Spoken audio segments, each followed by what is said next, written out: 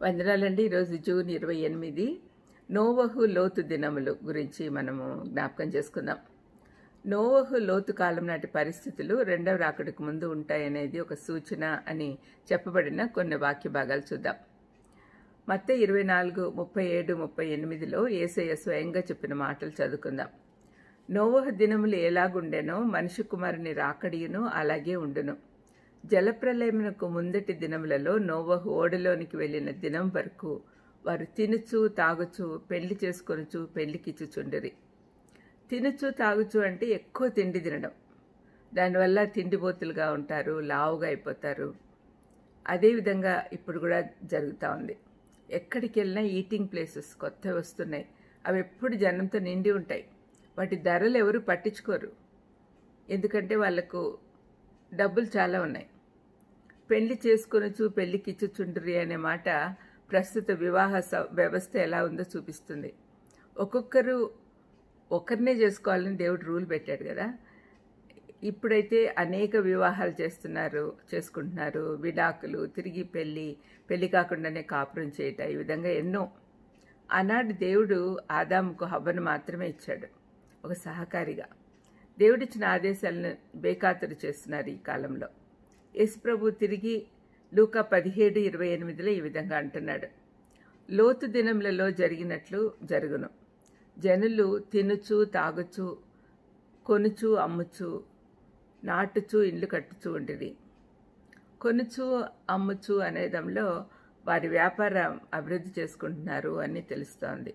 ఈనాడు వ్యాపారస్తులు చాలా చాలా చాలా రకాలుగా ప్రజలను మోసం చేసి సంపాదించుకుంటూ ఉన్నారు.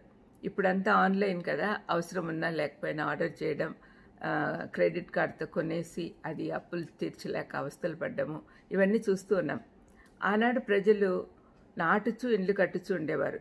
ఈనాడు మన ఊర్లు కాంక్రీట్ జంగిల్స్, ఎక్కడ చూసినా పెద్ద పెద్ద బిల్డింగ్స్, 3 అంతస్తులు మినిమం, 3, 4, 5, 50, 100 ఇట్లంతా పోతున్నాయి. ఎక్కడ చూసినా మనకి బిల్డింగ్సే కనపడతా ఉన్నాయి. మరి మాల్స్ ఉంటున్నాయి, ఎంజాయ్ చేస్తున్నారు అందరూ, బార్లు, పబ్బులు, ఇలా ఎన్నో. ఎవరూ ఆ కాలంలో నోవహును గమనించలేదు. ఈనాడు కూడా మనము రెండవ రాకడ గురించి మర్చిపోయి ఇష్టానుసారంగా జీవిస్తూ ఉన్నాం. అతని బోధలు కూడా మనం వినలేదు నోవహు కాలంలో. ఇప్పుడు కూడా మంచి బోధలు చెప్పే వాళ్ళ మాటలు మనం వినటం లేదు. తర్వాత యెహెజ్కేలు ప్రవక్త వారు చేసిన పాపాల చిట్టా మన ముందుంచి ఉన్నాడు. యెహెజ్కేలు 16:49లో ఈ విధంగా అంటున్నాడు, నీ చెల్లెలైన సొదొమ చేసిన దోషమేమనగా దానికిని దాని కుమార్తెలకును కలిగిన గర్వమును ఆహార సమృద్ధియు నిర్విచారమైన సుఖస్థితియు అన్నదియే. అది దీనులకు దరిద్రులకు సహాయం చేయకుండాను.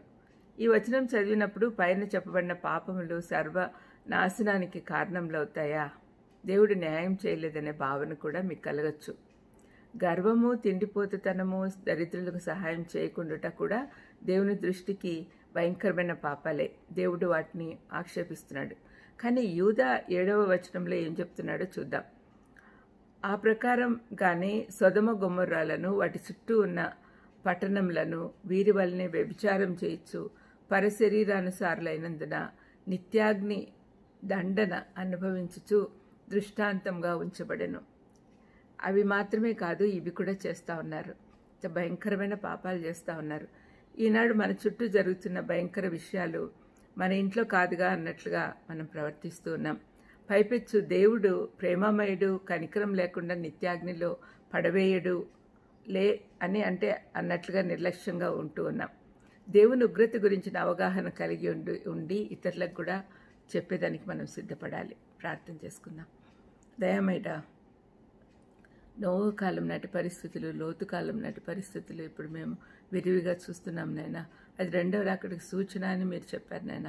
అది మేము గుర్తుంచుకొని మేము జాగ్రత్తగా ఉంటూ ఇతరులను జాగ్రత్త పరిచే శక్తిని మాకు అనుగ్రహించమని యేసుక్రీస్తు నామమున వేడుకొంచున్నాను తండ్రి. ఆమెన్. God bless you.